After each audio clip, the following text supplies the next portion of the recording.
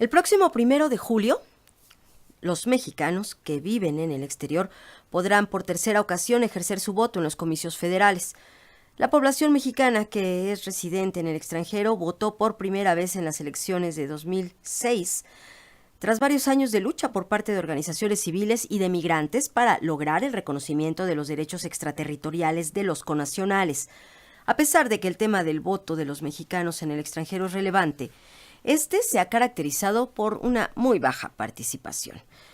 En entrevista con Radio Educación, el doctor Víctor Alejandro Espinosa, del Colegio de la Frontera Norte, analiza cómo se ha comportado el voto de los mexicanos en el exterior y cuáles son las perspectivas de participación para el próximo 1 de julio. Bueno, en 2006 efectivamente era la primera ocasión en la que votaban. Tanto en 2006 como en 2012 la única modalidad aprobada fue el voto postal. Y en la primera experiencia, en 2006, dada la premura también de que se aprobó apenas la reglamentación secundaria en 2005, en junio de 2005, fue muy rápido para instrumentar el proceso y votaron aproximadamente 32,000 personas, la mayoría en Estados Unidos, porque la diáspora mexicana se concentra el 98% en Estados Unidos. Para 2012 hubo mucho más posibilidades de propagandizar con los paisanos la posibilidad de participar. En la primera ocasión se calculaba que el universo de potenciales votantes eran de 4.2 millones de personas, porque el requisito era tener la credencial electoral expedida en México. Ya no se repitió el ejercicio para 2012 de saber cuántos o de tratar de conocer cuántos podían votar, pero el incremento de todo, a pesar del esfuerzo del Instituto Federal Electoral en aquel tiempo, de flexibilizar un poco, de hacer más permanente la comunicación, apenas subió a 40,000 personas, es decir, un incremento de 8,000 votos en 6 años, de 2006 al 2012. Ahora, a partir de la reforma de 2014, se aprobó, aparte de la modalidad del voto postal, depositar la boleta en los consulados y en las embajadas de México en el exterior. Pero además, una de las peticiones de las organizaciones de paisanos había sido la posibilidad de credencializar en el exterior. Entonces, ahora sí se pudo credencializar. Se dice, los cálculos que hace, me parece muy optimistas el Instituto Nacional Electoral, es que pudieran votar 200,000 personas. Yo me daría por muy bien servido si duplicáramos la votación de 2012, es decir, que llegáramos a los 80,000-90,000 votos. 100,000 sería ya para mí un verdadero éxito. Porque la otra cuestión que se había aprobado y que no se va a poder instrumentar lamentablemente es el voto por internet. No se pudo estar a tiempo con los dispositivos de seguridad que permitieran el voto por internet, que ya ha habido experiencias. En 2012 hubo una elección coincidente que fue para elegir al jefe de gobierno del entonces Distrito Federal, y la experiencia ahí es que se incrementó notablemente la votación porque se pudo votar por internet, pero desgraciadamente, insisto, a pesar de que en la ley está esta modalidad, seguirá siendo voto postal o depositando las boletas en las embajadas y en los consulados mexicanos, por esta razón de que no se pudo estar a tiempo con un sistema que permitiera el voto por internet con todos los requisitos de secrecía y de cuidado del voto. Entonces, creo que si llegamos entre 80 y 100,000 votos, pues habremos duplicado lo de 2012. Doctor, con estas estimaciones, ¿qué peso tendrá el voto de los mexicanos en el exterior en el resultado del próximo 1 de julio? Yo creo que hasta el momento, y pocos lo saben porque, bueno, no tienen por qué saberlo porque pocos somos los que nos dedicamos a tratar de entender este fenómeno del voto desde el exterior, ha habido 16 elecciones desde el exterior a partir de 2006, las 2 federales, 2 para diputados federales en Chiapas, que ya se cancela para esta elección, y 12 elecciones de gobernador en 9 entidades. De tal manera que hemos tenido 16 elecciones entre locales y federales hasta este momento, y en todos los casos hay un patrón, no hay un voto homogéneo, es decir, no hay un voto homogéneo en el sentido de que los mexicanos de fuera voten por una sola opción. El voto se distribuye aproximadamente como el voto en el interior, de tal manera que si además vemos que son pocos votos, hay elecciones, por ejemplo, en entidades que ha habido 19 votos. Entonces, yo no veo evidencias cuantitativas que nos permitan afirmar que definirá la elección el voto en el exterior.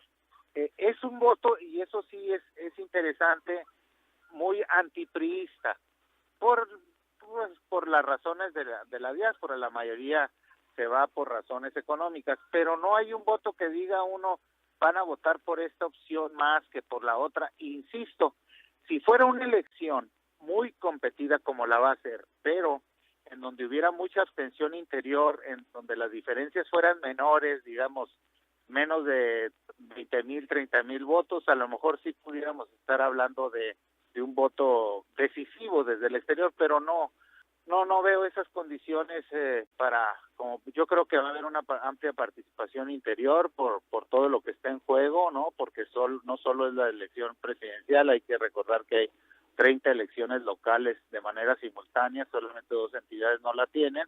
Entonces yo creo que va a ser interesante el voto, pero no llega a definir los resultados de una elección. Doctor, ¿y cuáles son los principales factores que están influyendo para que la participación en el exterior sea tan baja si tomamos en cuenta que tan solo en Estados Unidos hay millones de mexicanos? Sí, eso es la pregunta que uno se hace constantemente. Sí, los cálculos de potenciales votantes llegan hasta 23 millones, pensando en la población de mayores de 18 años, ¿verdad? Porque pues se calcula que de origen mexicano nacidos en el exterior y nacidos en México podríamos hablar de 33 millones. Entonces, ¿por qué votan tan poco? Pues a pesar de los pocos estudios que hay sobre cultura política que se hacen fuera, yo creo que no es una de las prioridades de los paisanos votar en elecciones mexicanas o votar en elecciones de un país que muchos de ellos dejaron hace mucho tiempo. A lo mejor quienes son de reciente migración, sí están muy interesados y hay una evidencia, digamos. Por ejemplo, los que más votan en el exterior por entidad, pues son los de la Ciudad de México que están fuera. Pero esto tiene una explicación desde mi punto de vista, es decir, es una población que trabaja en embajadas, en consulados, en representaciones, con un alto nivel educativo, o que están estudiando, muchos de ellos, posgrados en el extranjero, de tal manera que tienen una alta educación, y el resto de la comunidad es muy bajo el perfil del mexicano fuera, primarias, a lo mejor la escolaridad es muy baja, de tal manera que desde mi punto de vista sí influye la escolaridad. Ahora bien, y hay que decirlo, para no pensar que somos una situación especial, la mayoría de las 120 aproximadamente experiencias del voto desde el exterior en el mismo número de países, todos más o menos coinciden que es una participación muy magra, muy pocos votan desde el exterior, de tal manera que no es exclusivo este fenómeno de nuestro país. Hay países, por ejemplo, Armenia, hace unos años que decidieron incluso cancelar el voto porque pues no le veía ningún sentido, no votaban.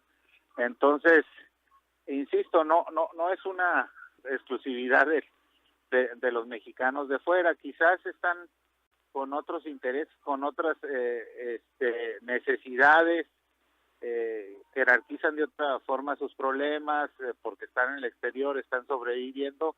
Y luego también hay que decirlo, mucha de la población que pudiera votar, y que creo yo que debería de ser el objetivo de nuestro punto de referencia, digamos, para las campañas en el exterior, deberían de ser los indocumentados, pero la población indocumentada, por su misma situación, no quiere exponerse a registrarse, a salir a dar los datos de su casa, etcétera. Entonces, pues hay un círculo ahí difícil de romper para incrementar la participación. ¿La política migratoria de Donald Trump impactaría en la participación en el proceso electoral de los mexicanos en Estados Unidos? Sin duda, porque pues ha sido un año muy tormentoso para los inmigrantes en Estados Unidos. La sensación es de mucha vulnerabilidad, ¿no? De que si sales a la superficie te vayan a deportar. Entonces yo creo que sí va a influir desgraciadamente pues a inhibir la más amplia participación por el temor, ¿no? de registrarse y de ser detectados y en su caso de ser deportados.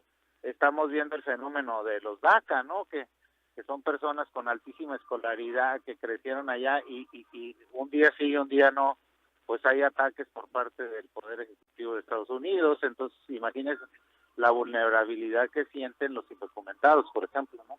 A pesar de las cifras, los derechos políticos pues no se pueden dar marcha atrás, es un derecho humano además votar, y lo que tenemos que hacer pues es ver otras formas de participación. Yo insisto, el internet pudiera ser una de ellas, ojalá que pudiéramos tenerlo pronto como una modalidad también, flexibilizar un poco más las reglas para votar y hacer campañas de concientización fuertes en el exterior y tratar de entender más la cultura política de los paisanos. Yo creo que nuestras instituciones tienen que apostar más en tiempos no electorales, hacer estudios sobre realmente qué es lo que quieren, qué es lo que padecen, qué es lo que piensan los mexicanos que están fuera por generaciones, porque pues no es lo mismo una persona de primera generación que de cuarta generación. Estos jóvenes que incluso pues ni hablan español. Entonces sí tenemos que hacer más estudios en el sentido de comprender más esa cultura política para poder incidir mejor y que los paisanos puedan tener derechos aquí y puedan tener derechos allá donde viven, que es muy importante también cómo los apoyamos para que tengan derechos allá y puedan tener una vida mejor allá donde decidieron irse a vivir o fueron empujados por las circunstancias, ¿no? Escuchábamos al doctor Víctor Alejandro Espinosa en entrevista con nuestra compañera Elsa Cruz. Espinosa Valle es doctor en Sociología Política por la Universidad Complutense de Madrid y en Ciencia Política por la UNAM. Es investigador titular del Colegio de la Frontera Norte e investigador nacional por el Sistema Nacional de Investigadores.